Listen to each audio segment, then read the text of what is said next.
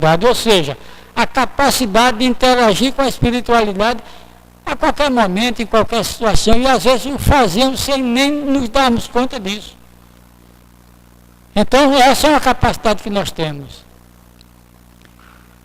Essa interação, a importância dessa interação, eles influenciando na nossa vida, nós influenciando na vida deles, eles ao nosso lado, permanentemente. E aí vem as duas perguntas: onde estão os espíritos? E Kardec recebe como resposta: em todo lugar, inclusive no meio de vós. Eles estão por aqui. E se influencia na nossa vida, e ele responde: muito mais do que podeis supor, de resto, muitas vezes vos governam. Eles estão por aqui, eles influenciam na nossa vida, e se nós deixarmos, eles nos governam. De resto, muitas vezes, não é que o Espírito governe ninguém, não. Eles não têm essa capacidade de nos governar, a menos que nós nos deixemos governar. E aí, a gente analisa da seguinte forma: no nosso dia a dia, aqui, não tem pessoas que são dominadas por outras? Pessoas de temperamento frágil, de personalidade frágil, aquele tipo que você diz: vamos, ele vamos, não vamos não, não vamos não. Não tem desse? Tem pessoas de tão pouca personalidade que praticamente não vive, sobrevive, porque vive as coisas dos outros, os outros é quem manda nele. E isso, em relação aos espíritos, é a mesma coisa. Então nós sabemos que eles estão aqui, que eles influenciam. O grande problema nosso é nós chegarmos à conclusão: quem são os que estão ao nosso lado? E aí é a primeira pergunta que eu faço para vocês: quem são os espíritos que estão ao nosso lado?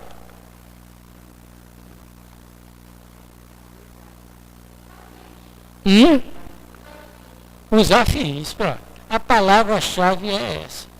Estão ao nosso lado aqueles que têm afinidade conosco.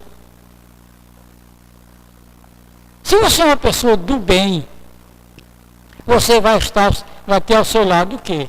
Espíritos do bem, que vão lhe ajudar. Mas se você é um encrenqueiro, um enrascado, um cabuloso, um chato, um reclamador, quem é que vai estar ao seu lado? E um pessimista. Não pode haver coisa pior do que pessimismo. O cara é pessimista, tudo dele é não, vamos não vai dar certo não, sei que, ninguém, e Deus não é pai, é padrasto, e lererê. Conhecem alguém assim? Será que em algum momento nós não somos assim também? Então quem é que vai estar ao meu lado se eu sou uma pessoa dessa? O outro que pensa igual a mim, que vai me fazer cada vez pior. Então, aqui, tem os que querem ajudar e os que querem atrapalhar. A escolha é nossa. E nós escolhemos através de quê? Evidentemente que do nosso comportamento. É o nosso comportamento que define quem vai estar ao meu lado. É o meu comportamento, o nosso, que define quem está ao nosso lado. Então nós não temos que reclamar nada de nada. Eu estou exagerando talvez, nada de nada. Porque tudo é responsabilidade nossa. Eles estão nos assediando porque eu estou dando condição. Sueli Calda Schubert, que esteve aqui em dezembro, foi que ela esteve aqui. Nesse lugar que eu estou sentado, que coisa maravilhosa. Eu achei bonito, porque ela sendo uma senhora idosa, ela usou a modernidade, estava aqui um computador e ela... Eu me admiro muito porque eu não sei mexer naquilo mesmo.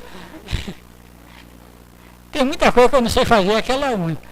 E ela usou a modernidade, porque eu já tinha ouvido isso ali, há muitos anos atrás, somente a palavra.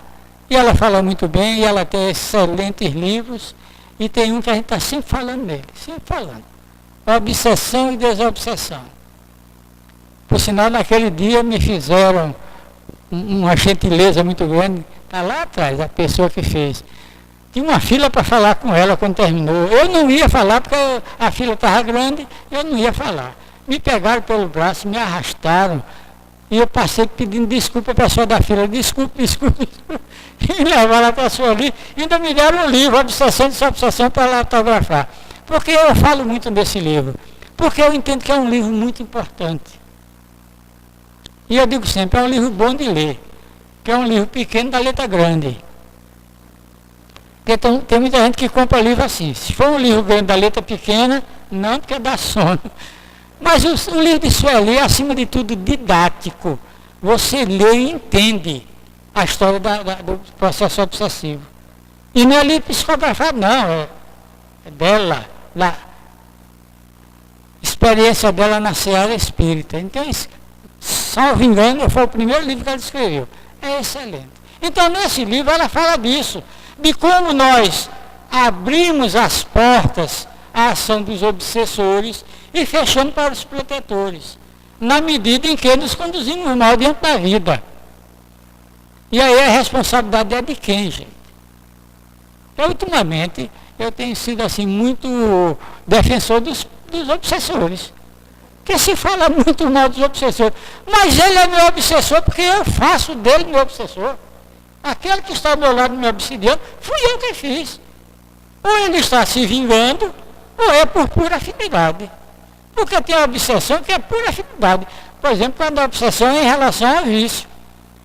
Se eu sou um viciado, por hipótese, fumante, aí o fulano que foi um fumante aqui, que morreu, que desencarnou por consequência do cigarro, ele está lá querendo satisfazer o vício.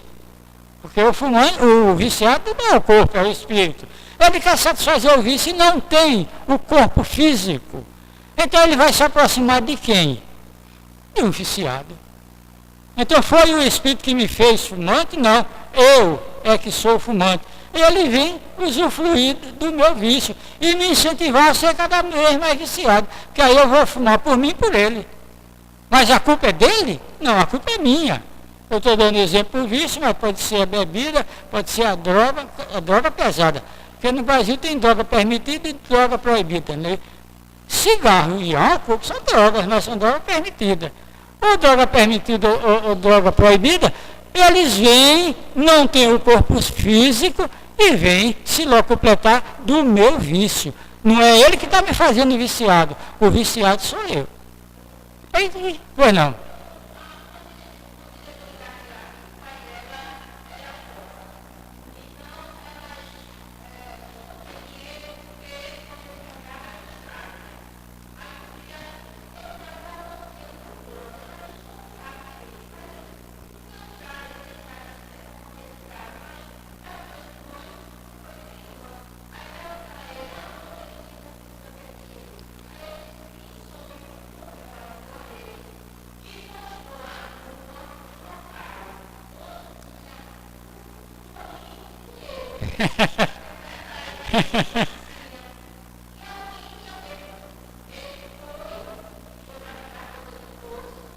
Pai.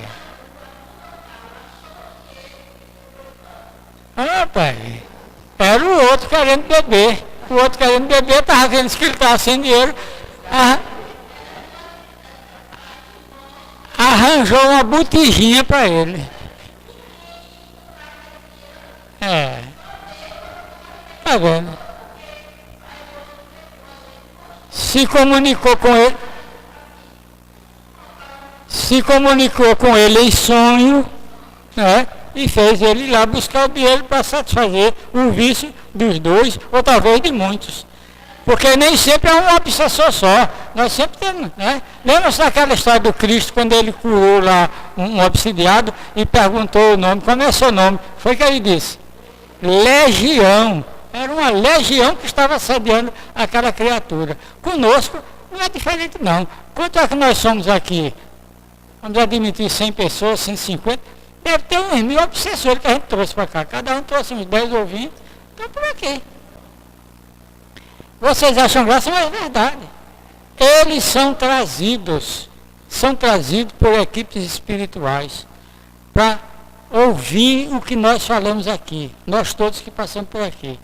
Porque são criaturas ainda tão materializadas que a linguagem que eles entendem ainda é a nossa. Eu já tive uma experiência assim lá no Caminhando para Jesus. Hoje eu estou meio afastado do trabalho diretamente com os espíritos na desobsessão. Mas um dia eu estava nessa atividade quando uma criatura lá se comunicou. E ele chegou já dizendo assim: que lugar é esse aqui que é tão bonito, tão claro? Isso é uma igreja? Eu disse: é a nossa igreja. E ficamos naquela conversinha. Aí ele disse: olha, de repente ele disse assim: olha, a conversa está boa, mas eu tenho que ir embora que a fábrica apitou. A fábrica apitou. Aí eu perguntei: que fábrica? Ele disse: eu vou pegar agora. Eu disse: que fábrica? Ele disse: a fábrica da macaxeira. Quer dizer, ele ainda estava indo trabalhar. E o que foi que eu disse a ele? Bom trabalho. Eu ia dizer: você já morreu? Era uma maldade. Ele ia morrer de novo. Eu disse a ele: bom trabalho. Quando tiver oportunidade, volte aqui que nós estamos aqui para conversar com você. A maior satisfação em lhe receber. E tal. Ele foi embora. Provavelmente em outro momento ele vai chegar à conclusão que já não tem mais trabalho, mas ele ainda estava ouvindo o apito da fábrica. Então eles são trazidos para cá, eles chegam antes de nós, eles estão aqui. Depois que nós saímos, eles ainda ficam com os mentores discutindo os assuntos que foram abordados aqui, que interessa diretamente a eles. Então é esse ambiente que nós estamos, são eles que nos acompanham. Aí eu insisto e repito: quem nos acompanha são aqueles que têm afinidade conosco. Então eu sou quem abre as portas à ação deles junto de mim. Para entrar na minha casa, ele entra na minha casa mental, espiritual, porque eu permito. Se você é uma pessoa, como eu disse antes, do bem, bons propósitos, não estou aqui pregando santidade não, viu gente? Não é santidade não. Ah, eu não faço isso porque eu sou espírita, eu faço aquilo, não vou para não sei para onde. Isso é bobagem. Um espírita é uma pessoa como outra qualquer, vai em qualquer lugar, desde que não se comprometa, nem comprometa outros. Mas não vai para cinema, não vai para teatro. Não, espírita vai para cinema, para teatro, para futebol, para praia, vai para qualquer lugar. Agora, se comportando com decência, com dignidade. Tem teatros e teatros, filmes e filmes. Então você escolhe o que presta, o que não presta não vale a pena. Pois bem, nesse contexto, eles nos acompanham. Então, muitas vezes ele vem querendo lhe atingir e você dá um retorno positivo. Vai afetá-lo. De que forma? Positivamente. E aí nós estamos fazendo o quê? O que o Cristo recomendou, pagando o mal com o bem, que vai terminar afetando aquela criatura. E ele vê o mal que está cometendo, que ele é que está errado. Porque nesse processo da obsessão, disso ali, a maioria das obsessões acontece por vingança. Alguém só se vinga de mim se eu fizer algum mal a ela. Se eu não lhe fizer um mal, você não vai se vingar de mim nunca. Agora, a gente tem que entender a coisa como a coisa é. Já pela definição de obsessão, já não é a definição boa. Qual é uma das definições mais comuns do obsessor? Perseguição tenaz e constante de um mau espírito. Não é assim que está lá escrito? O que é obsessão? Perseguição tenaz e constante do mau espírito. E é agradável você ter um mau espírito ao seu lado? Tenaz e constante. Ou seja, fungando no seu gogó o tempo todo, no seu pescoço? Não. Mas aí a gente vai ver a história. Aí diz ali, a história da vingança. Então, se ele está se vingando de mim, eu é quem fiz mal a ele. Então, na hora que eu fiz mal, eu fiz porque não sou evangelizado. Se eu fosse, não faria. E na hora que ele está tentando a vingança porque também não é evangelizado. Se fosse, o que é que ele faria na hora que foi se sentir prejudicado? Perdoava. Então eu não sou evangelizado nem ele, estamos no mesmo patamar. Desculpe a expressão, mas somos farinha do mesmo saco. Então vamos acabar com essa história do obsessor é mau e eu sou bom. Se ele é mau, eu sou tão mau quanto ele. Porque eu fui quem o fiz, meu obsessor. Eu fui quem o trouxe para junto de mim. É isso que nós temos que entender. Nesse relacionamento, é aí que vem o livro dos médiuns, explicando tudo isso, orientando, e o trabalho da doutrina na divulgação. Nessa divulgação que nós fazemos no sentido de esclarecer as coisas. Porque o Espiritismo não tem outro objetivo que não seja a nossa evolução. A evolução através de quê? Do conhecimento. Palavras do Cristo: conhecereis a verdade e ela vos libertará. Eu acho essa frase extraordinária. Conhecereis a verdade, isso disse Jesus, e ela vos libertará. Libertar de quê e de quem? Senão de nós mesmos e das nossas imprevidências. É aí que entra o assunto da noite de hoje. Vocês estavam pensando que eu não ia falar dele.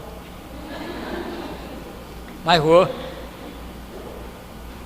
O que é o assunto da noite de hoje? O necessário e o supérfluo. Gente, esse livro tem 158 anos. Esse livro foi publicado no século XIX. E o assunto necessário e supérfluo não é coisa do nosso dia a dia? Não é? Primeira pergunta: como pode o homem conhecer o limite do necessário? Responde o Espírito Verdade: aquele que é ponderado o conhece por intuição. Muitos só chegam a conhecê-lo por experiência e à sua própria custa. Olha que palavra interessante: ponderado. Nós vivemos hoje num mundo de competição de todo tipo, consumismo. Vivemos num momento de consumismo. Compre, o próprio governo incentivando a comprar. Compre, e as pessoas comprando e muitas vezes se encalacrando. Como disse um amigo meu um dia desse, ele às vezes até fala aqui também, Romildo estava falando, dizendo, as pessoas compram o que não precisam com o dinheiro que não tem. E é verdade.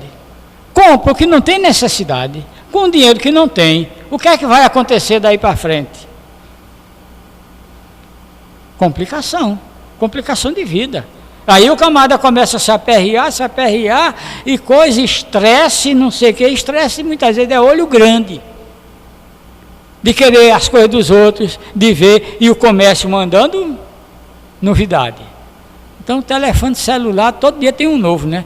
E a meninada comprando, não é só o menino não, o Zé também, e tererê, e muitas vezes, um dia desse um amigo meu disse que um funcionário dele, que ganhava salário mínimo, comprou um telefone celular de R$2.000. Eu disse: Fernando, ele tem condição de comprar um telefone desse? Alguma coisa vai deixar de pagar. O que é que falta a essa pessoa? Essa palavrinha que está aqui: ponderação, bom senso. Nós não podemos dar o passo maior do que a perna, não, gente. Aí a pessoa se aperreia, aí quando não tem mais para onde ir, vou lá no centro tomar uns passes para descarregar.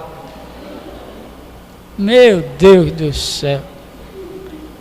Vou lá no centro tomar uns passes para descarregar. Gente, aqui não é lugar de descarregar nada, não. Descarregue onde carregou. Aqui não é. Eu às vezes digo, e as pessoas às vezes não entendem, mas eu digo sempre: a maioria das pessoas que procuram o centro para fazer tratamento espiritual não tem nada de espiritual, não. Tem de obsessão? Tem. De auto-obsessão, que é terrível. A auto-obsessão é terrível. Porque o que é obsessão na prática, lá no dicionário? Vai lá no dicionário e olha o verbete. Obsessão é o quê? Ideia fixa. Obsessão espiritual é outra coisa. Então nós nos auto-obsidiamos através de quê? De coisa desse tipo. Porque o fulano, o consumista, esse que não sabe a dimensão entre o necessário e o supérfluo, via de regra é um vaidoso. É um vaidoso que quer ter as coisas, que quer mostrar que tem. Além de vaidoso, é exibicionista. não se dá conta dos seus limites. Porque quem tem que impor limite para nós somos nós, não são os outros não. Eu é quem sei dos meus limites, eu é quem sei quanto eu ganho. Eu não posso gastar mais do que ganho. Ninguém, nem o país. Por que é que o Brasil agora está afundando do jeito que está? Porque gastaram mais do que arrecadavam. Não entra aqui nenhum conceito ideológico, não tem nada disso. É administrativo. É a administração que nós temos que ter da nossa vida. Nós temos que administrar a nossa vida da melhor maneira possível. E esse é um dos fatores que nos leva muitas vezes a sofrimento e a dor. Então as pessoas vêm no centro atrás de tratamento espiritual quando a influência até acontece, mas é posterior ao fato. Primeiro eu dei condição. Então eu dei condição a que acontecesse, a que o Espírito chegasse ao meu lado, mas não foi o Espírito que me fez assim não. A influenciação é posterior, ele já vem se aproveitar da minha situação. Então, isso é que nós temos que pensar. E é uma coisa que nós muitas vezes não fazemos, é pensar na vida. Por isso que a gente fala tanto aqui, sempre falamos na história da meditação, que é uma coisa importante na nossa vida, não é da nossa cultura. Meditação não é é dos orientais.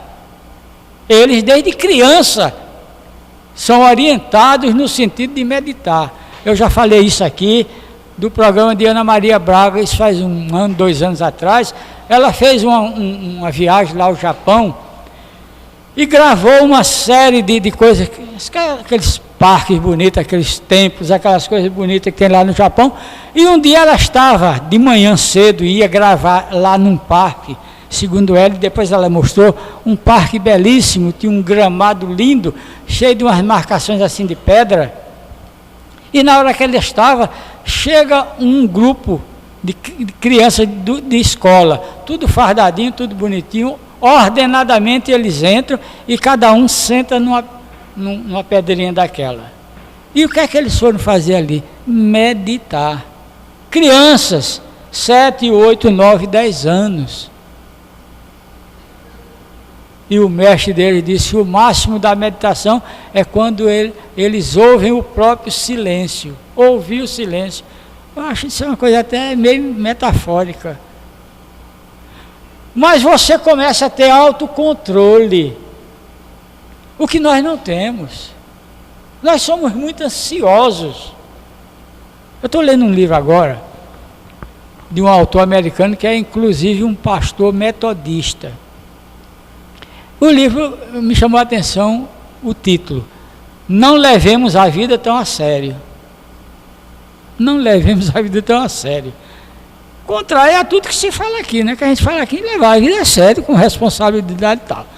Mas aí eu pensei nas palavras do Cristo, quando diz assim: a letra mata, o espírito vivifica. Eu digo, vou ver o que é que tem aí.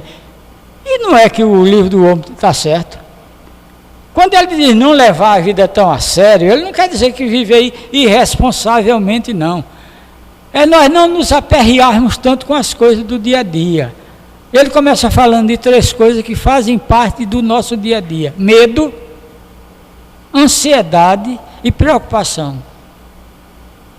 O medo, diz a psicologia, que é a mais antiga das sensações, das emoções. E todo mundo tem que ter medo. Ninguém pode viver sem ter medo, não. A gente tem que ter medo. E ansiedade? Aqui tem alguém ansioso? Não é? E preocupação? Não são coisas que fazem parte do nosso dia a dia? Fazem. Agora, tem que ter limite. Você tem que ter limite para o medo, você tem que ter limite para a ansiedade. Não pode viver ansioso a vida toda, nem preocupado a vida toda. Tem gente que se preocupa com tudo, com a guerra lá do Afeganistão, com não sei o quê. Gente, vamos nos preocupar com aquilo que nós podemos resolver. Se eu não posso resolver, por que é que eu vou me preocupar? Estou trabalhando contra mim mesmo. Então é isso que o pastor diz lá no livro. Não se deve levar a vida tão a sério sob esse aspecto. E ele fala numa coisa que a gente fala aqui sempre: alegria de viver. Vamos botar uma pitada de humor na nossa vida? Por que é que a gente só olha o lado negativo das coisas? Tem tanta coisa bonita, mas tem gente que acha que o mundo é um vale de lágrimas. Vale de lágrimas coisa nenhuma. O mundo é bonito, é belíssimo, as nossas cidades. O Recife é uma cidade linda, mas a gente só fala mal dela. É suja, é fedorenta, é não sei o que, não sei o que. O Recife é uma cidade linda, quem chega aqui se admira. As pontes, o rio, etc. Tem tanta coisa bonita aqui, mas a gente só vê o lado negativo. Diz que pernambucano tem muito disso, né? De falar mal, e recifense principalmente, de falar mal da própria cidade. A gente chega por aí afora, tem uns lugares horrorosos, e o pessoal dizendo que é bonito, que é bom, que não sei o quê. Primeira vez que eu fui na Lagoa do Abaeté, que era cantado, não era cantado em prosa e verso, eu cheguei lá encantado para ver a Lagoa do Abaeté. Um buraco com água suja, tinha um homem lavando 2 cavalos. É isso que é a Lagoa do Abaeté? Mas Caíme não diz assim. Gilberto Gil não diz assim. E eles estão certos, estão errados, eles estão certos. Tem que falar bem do que é deles. E por que nós não? Porque nos falta uma pitadinha de humor. Eu já falei aqui, história de longevidade. É sabido que o Japão é o lugar onde tem mais idosos no mundo. A maior concentração de centenários está no Japão. Porque lá o velho é respeitado. Lá o velho é bem tratado. Até no trabalho. Veja só. Qualquer um de nós. A gente trabalha 30 anos, 35 anos e tal, e se aposenta. Quando você se aposenta, você está no auge do conhecimento daquilo que você faz. E de repente para. Perdeu-se todo aquele conhecimento adquirido. O que é que eles fazem lá no Japão? Eles têm conselhos dos anciões. Eles deixam de trabalhar, estão aposentados, mas se reúnem de tempos em tempos, não sei qual é a periodicidade, mas se reúnem para orientar os mais novos e tal. E a pessoa se sente estimulada para continuar vivendo. Eu me lembro de colega que eu trabalhava ali no JK, o colega se aposentado, todo dia, 7 horas da manhã, ele estava lá na porta. Quando o pessoal entrava, ele voltava para casa. A ligação que ainda tinha com o trabalho e que tinha condição de oferecer, ele era negado. No Japão não é assim. Então eles têm mais estímulo e tal. E o entrevistador conversou com um deles, ele falou de muitas coisas, mas ele falou de 3 coisas que eu achei interessante. Que ele disse, a primeira coisa foi que nós devemos comer a metade. Diz que a gente come mais do que precisa. Tem gente que não come para viver, não, vive para comer. É mesmo que lagarta nas folhas. Comer a metade, andar o dobro. Nós somos muito parados, andar o dobro. E o que eu achei mais interessante foi o terceiro: rir o triplo. Rir o triplo. Isso não quer dizer passar o dia rindo, não, que aí é doido. Mas é ter a alegria de viver, não é? A música de Gonzaguinha, viver e não ter vergonha de ser feliz. Tem gente que parece que tem vergonha de ser feliz. Você pergunta, fulano como vai? Mais ou menos. Mas é o menos, tão para menos que arrasta a cara no chão. Como é que eu vou bem? Cheio de problema, mas vou bem. Porque conheço meus problemas e todos nós temos força interior para resolver os nossos problemas. Temos ajuda. É o que a gente está sempre falando aqui. Gente, ajuda não vai nos faltar nunca. Sabe o que é que nós não vamos ter? É quem faça por nós. Aí não, porque a responsabilidade é nossa. Mas ajuda. Outra coisa que nós temos que ter certeza, nós nunca estamos sós, não. Você pode estar só fisicamente, você olha para um lado, para o outro, não vê ninguém. Mas como foi dito antes, eles estão aqui.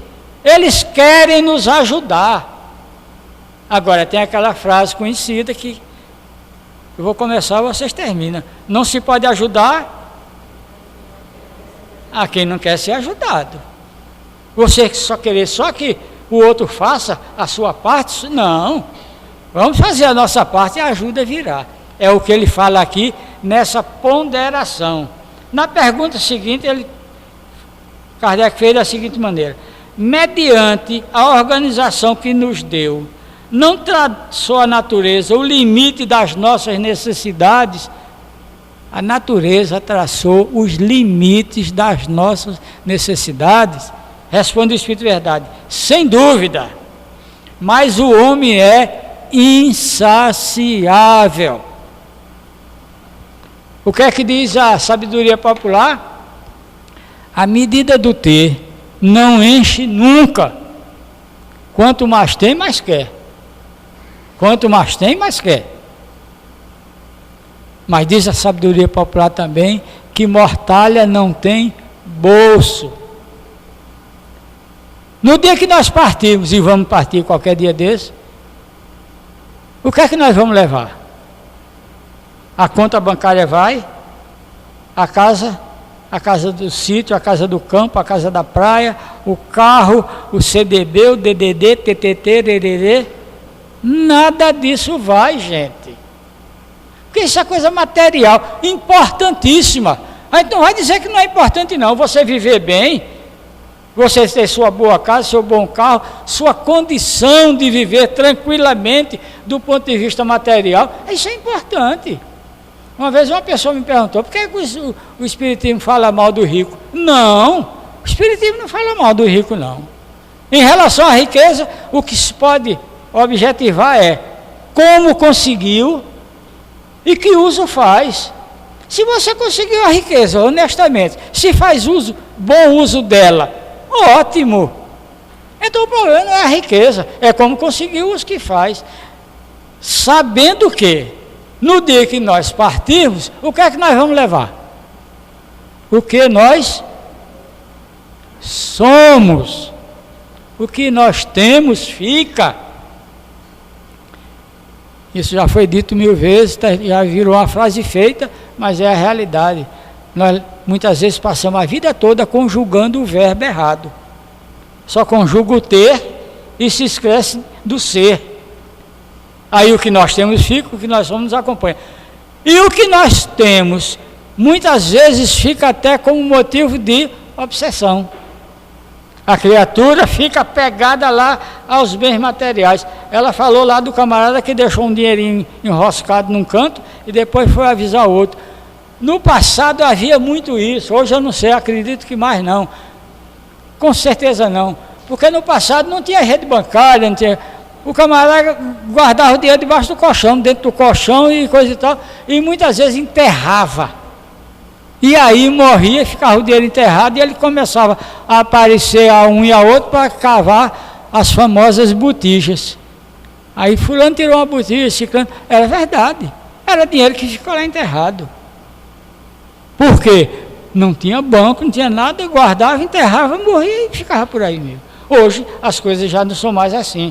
Mas aqui ele fala essa palavra terrível e verdadeira. Por meio da organização que lhe deu, a natureza lhe traçou o limite das necessidades. Voltando. Sem dúvida, mas o homem é insaciável. Quanto mais tem, mais quer, não tem limite no querer e às vezes para conseguir, passa por cima de tudo. Não respeita nada. Porque, repito, você conseguir honestamente é uma coisa. Agora, de forma... Bom, a gente não pode deixar de falar no que está acontecendo no país agora. Nunca se viu um escândalo desse. É o maior escândalo do mundo. Milhões, 200 milhões, 300. Falam em milhões como se fosse uma bobagem. 300 milhões, 400 milhões, 500 milhões. O que é isso? É essa condição de insaciável do homem.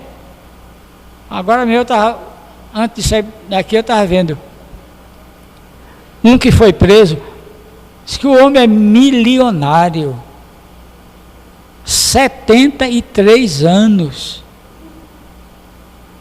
já está na reta final igual a mim, Ainda está atrás de roubagem. Não é sério um negócio desse. A imprensa está noticiando. O homem milionário. Atrás de mais dinheiro. Para quê? O tempo dele está se esgotando. Eu digo, eu não faço nenhum negócio mais a médio prazo. Agora meu tudo é no curto prazo. Não é mais nem no curto, é no curtíssimo. Porque a gente tem que ter essa consciência. Não é? Eu vou atrás de jogar Mega Sena para quê? Só se for deixar para os filhos. Mas mesmo assim eu não jogo. Aí tem que ter a consciência do que nós somos no momento que nós estamos vivendo. Cada um de nós, vocês jovens, têm uma vida pela frente. Tem que correr atrás, tem que lutar, tem que, né, honestamente perseguir todas as possibilidades. Porque, como eu disse antes, ter uma boa condição financeira, isso é importante, isso faz parte da vida. Agora, veja como consegue. Por isso que ele disse. Vou ler de novo a pergunta. Mediante a organização que nos deu, não traçou a natureza o limite das nossas necessidades? Resposta: sem dúvida, mas o homem é insaciável. Por meio da organização que lhe deu, a natureza lhe traçou o limite das necessidades.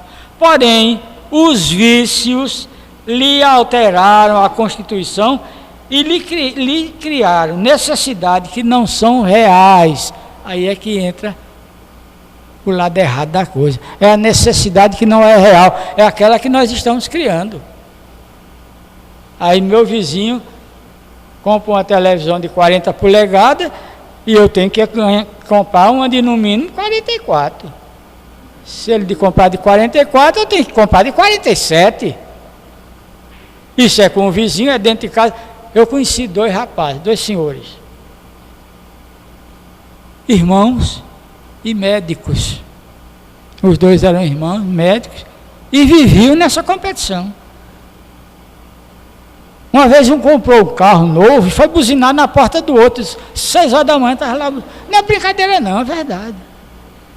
E essa coisa não continuou porque um deles morreu. Mas viviam nessa competição. E isso acontece muito. Nós estamos criando essas necessidades imaginárias, desnecessárias, e que vai nos levar aos problemas físicos.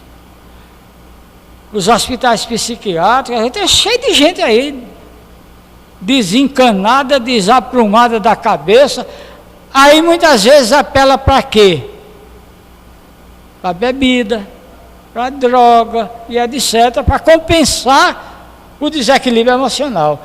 Se fosse uma pessoa que tivesse desde o começo, por uma questão cultural, a meditação certamente não entrava nessa, porque na meditação você começa a se conhecer. Nós fazemos muita excursão, mas precisamos fazer incursões. Vamos olhar para dentro de nós. E eu estou sempre recomendando, ouso recomendar. Vamos fazer isso? Um dia desse um rapaz conversou comigo, mas Fernando, eu não tenho tempo. Eu digo, rapaz, 10 minutos por dia. Eu tenho certeza que alguém que começar com 10 minutos não vai ficar em 10 minutos.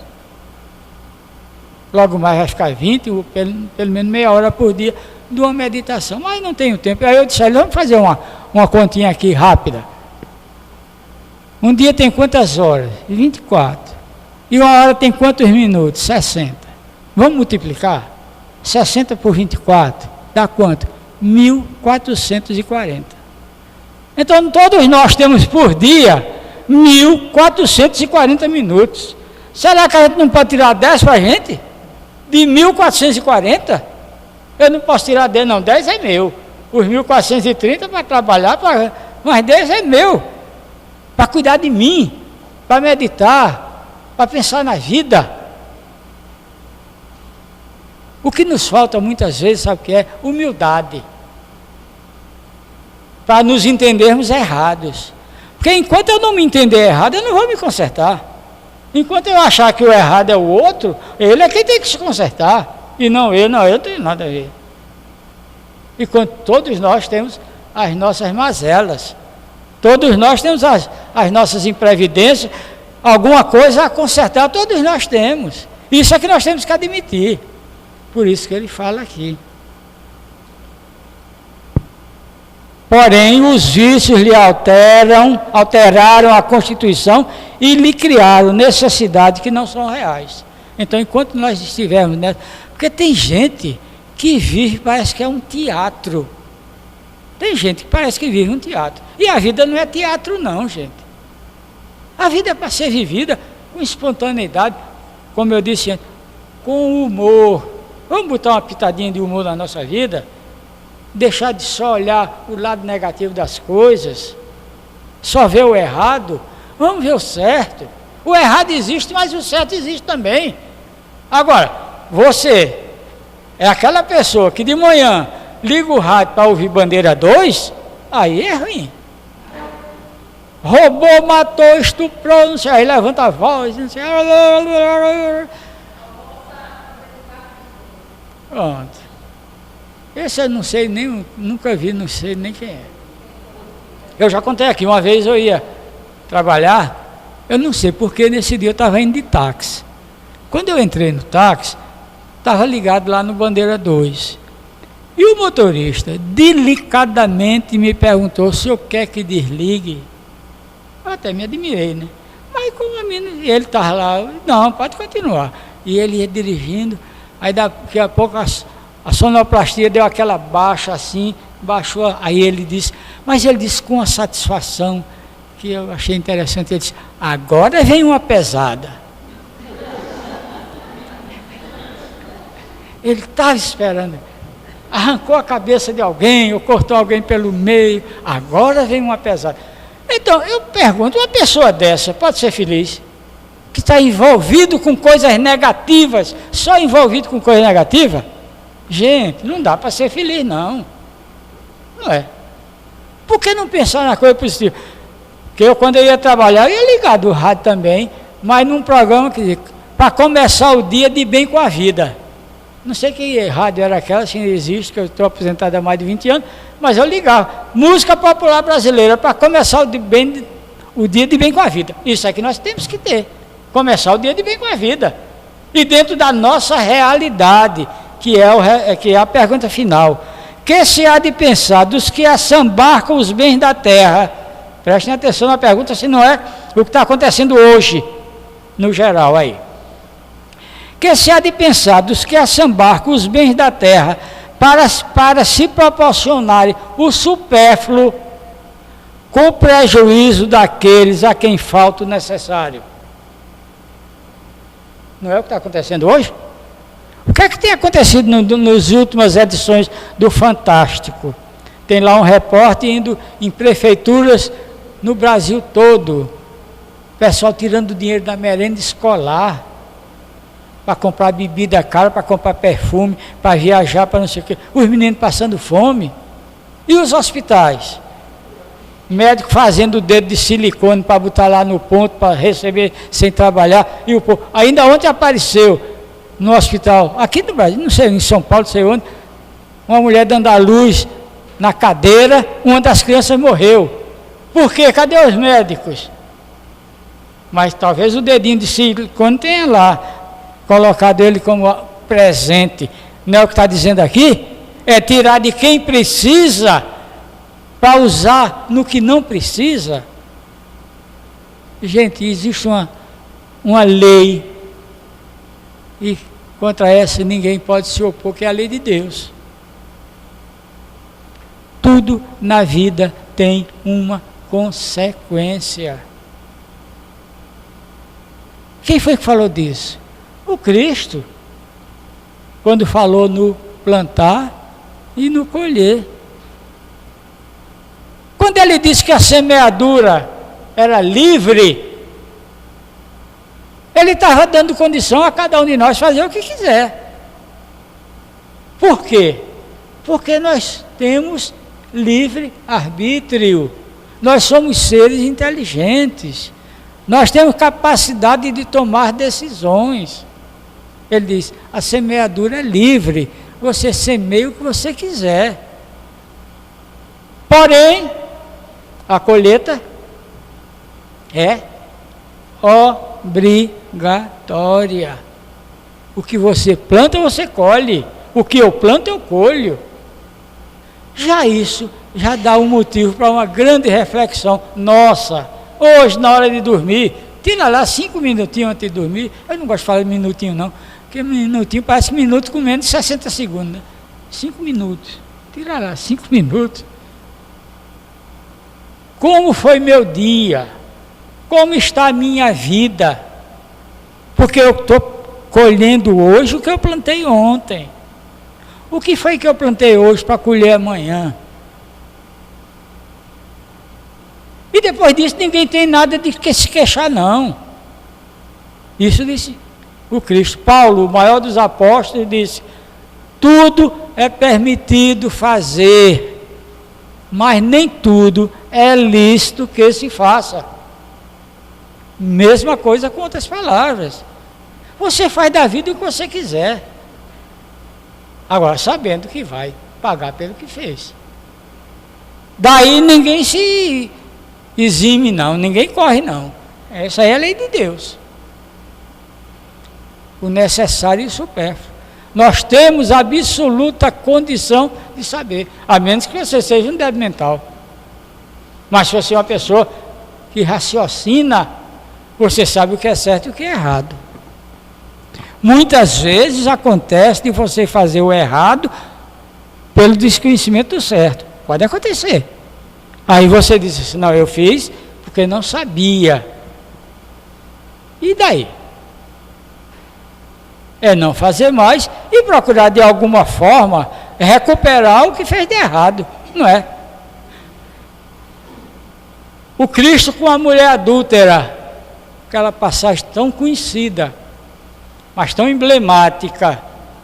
O que é que ele disse para ela? Vá e não peques mais. Ele disse que ela estava condenada? Não. Disse que ela estava perdoada? Não. Vá e não peques mais. Ou seja, não aumente o seu débito. E a partir daí, de alguma forma, resgatar o que fez no passado. Uma vez eu estava na federação, eu até contei isso aqui. Eu estava num trabalho público assim na federação e tinha lá umas perguntas e certamente, não sei se era jovem ou já idosa, mas era uma mulher que falou de uma culpa que tinha por um aborto que tinha praticado. Carregava aquela culpa. Gente, não vamos carregar a culpa não. Deixa a culpa lá. Praticou o aborto, pronto, praticou. Errou. Não tem mais jeito a dar. O que é que tem que fazer? Não faça outro. E de alguma forma procure resgatar o mal que fez. Tem muitas. Como é que se paga o mal? Com o bem. Fez a coisa errada, adote uma criança, ajude uma criança. Às vezes você diz: não, eu não posso adotar, e às vezes não pode mesmo, mas pode ajudar. A criança está lá na casa dela, pobre, você vai lá e dá uma ajuda. E se for uma ajuda permanente, eu já contei isso aqui N vezes. A hora está em cima da hora, mas eu vou contar bem rapidinho. Conheci um caso. No tempo que tinha lavadeira, hoje não se vê mais lavadeira. Antigamente a gente via as lavadeiras levando roupa, trazendo roupa. Hoje, depois de máquina de lavar, ninguém tem mais lavadeira. Mas este casal que eu conheço, e que não é gente minha não, para não falar, dizer que eu estou falando bem dos meus parentes, eles tinham 3 filhos. E tinha uma lavadeira que lavava a roupa da casa. E essa lavadeira pequenininha, franzinazinha, e tinha uma filha, a menina chamada Terezinha. E o pai tinha ido embora. E esse casal adotou Terezinha. Terezinha lá com a mãe dela, não levou para casa não, é? Colégio, fada, tudo, enfim, tudo. E Terezinha, uma menina, se entusiasmou e estudou. Para resumir por cada hora, Terezinha é hoje formada em economia, gerente de banco, casou com um gerente de banco e vive bem e ajuda a mãe dela. Por conta de quê? Da ajuda que esse casal deu. E se um pode fazer, porque outros não podem também? A doutora Terezinha hoje se fez, está bem de vida. Bem entre aspas, porque eu não sei como é a situação íntima dela, mas evoluiu, cresceu, se formou, tem um bom emprego, está casado, etc, etc. Então não vamos carregar essas culpas nas costas. Não, errou, deixa para lá. Agora, vamos procurar nos recuperar. Aqui, e a hora acabou, está dito muito bem o que é o necessário e o supérfluo. Então vamos nos ligar ao que é realmente necessário. Vamos olhar para dentro de nós, vamos nos autoavaliar. Porque vocês estão fazendo aqui um tratamento de desobsessão. Obsessor. Mas a pior obsessão, tome nota disso. A pior obsessão é a auto-obsessão. Nós obsidiando a nós mesmos, através de quê? Das nossas fragilidades morais. E só quem pode me consertar sou eu. Sabe o que é que a Casa dos Humildes faz? Ajuda, orienta, esclarece, mostra caminhos. Mas esse caminho, quem vai percorrer é cada um de nós. E esse caminho que nós percorremos é um caminho que nós construímos. Diz Almir Sater: estrada eu vou, estrada eu sou. A estrada que eu percorro é uma estrada que eu construo. Eu gosto muito de música popular porque a gente ouve muito. Gilberto Gil dizendo: a Bahia me deu régua e compasso, o meu destino eu mesmo traço. Isso é uma verdade. O meu destino, o seu destino, cada um traça o seu. Ninguém vem aqui com destino traçado, não. Cada um tem a responsabilidade da sua vida. E a hora acabou, e muita paz para todos. Bem, chegamos mais ao final, né, dessa palestra. Agradecemos aqui ao nosso irmão por mais essa oportunidade, que ele tem estado todos os meses, ele está aqui dando uma palestra. E vamos procurar aproveitar, né, tudo isso que nos foi dito hoje para colocar nas nossas vidas, para podermos também levar esses ensinamentos onde nós formos também, que isso é importante, a gente propagar todas essas coisas boas que a gente ouve aqui, né? E nos lembrar que nós estamos num período que precisamos de muita oração, estamos chegando no carnaval, né? E a gente sabe que fica assim mais perturbado os ambientes, né? Mas com certeza com nossas orações nós vamos poder nos ajudar e ajudar a muitos daqueles que estão em torno de nós, né? Vamos aos avisos finais. Acessem os nossos sites. O site da nossa casa é o www.casadosumildes.com, com transmissão direta de 2 reuniões por mês. E o blog do Bruno Tavares, que é blog do brunotavares.wordpress.com, com a TV e Rádio Espírita 24 horas, com conexão para todas as redes sociais. Todos os domingos às 16 horas nós temos a reunião da Mocidade Espírita. Pedimos que os nossos jovens compareçam. E a evangelização infantil também, né? Pedindo para que tragam suas crianças, informando que o passo das crianças acontece às 15h30. Amanhã, quarta-feira, às 19h45, teremos a reunião no tratamento espiritual da desobsessão. Todas as sextas-feiras, às 20 horas, temos aqui na casa os estudos espíritas. Na primeira sexta-feira, André Luiz e a vida no plano espiritual. Na segunda sexta-feira, Allan Kardec, o educador e o codificador. Na terceira sexta-feira, temos Joana de Ângeles e a psicologia espírita. Na quarta-feira, a filosofia espírita na obra de Leon Denis e Herculano Pires. Temos também a campanha do quilo, todo primeiro e terceiro domingo do mês, das 8 às 11 horas. E pedimos que visitem as nossas vovozinhas diariamente a partir das 14 horas. De 14 às 15 horas, que elas realmente ficam muito felizes quando recebem essas visitas. Então agora vamos levar nosso pensamento a Deus E vamos fazer a prece de Cáritas. Deus nosso Pai, que sois todo poder e bondade, dai a força àquele que passa pela provação, dai a luz àquele que procura a verdade, ponde no coração do homem a compaixão e a caridade. Deus, dai ao viajor a estrela guia, ao aflito a consolação e ao doente o repouso. Pai, dai ao culpado o arrependimento, ao espírito a verdade, à criança o guia e ao órfão o Pai. Senhor, que a vossa bondade se estenda sobre tudo o que criastes. Piedade, Senhor, para aquele que vos não conhece, esperança para aquele que sofre. Que a vossa bondade permita aos Espíritos Consoladores derramarem por toda parte a paz, a esperança e a fé. Deus, um raio, uma faísca do vosso amor pode abrasar a terra.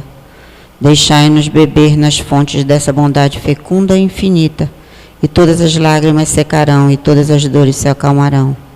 Um só coração, um só pensamento subirá até vós, como um grito de reconhecimento e de amor, como Moisés sobre a montanha. Nós vos esperamos com os braços abertos. Ó poder, ó bondade, ó beleza, ó perfeição, e queremos de alguma sorte merecer a vossa divina misericórdia. Deus, dai-nos a força para ajudar o progresso, a fim de subirmos até vós. Dai-nos a caridade pura, dai-nos a fé e a razão. Dai-nos a simplicidade, que fará das nossas almas o espelho onde se refletirá a vossa divina e santa imagem. Que todos aqui possam retornar para os seus lares, levando essas palavras dentro do seu coração, e que possamos retornar em paz para os nossos lares. Senhor, que a tua paz, o teu amor e a tua luz nos oriente e nos acompanhe hoje, agora e sempre, que assim seja. Agora, por favor, vocês, quem tiver, esperar o passe, chamar o número do passe e em prece, por favor, fica na sala. Obrigada a todos.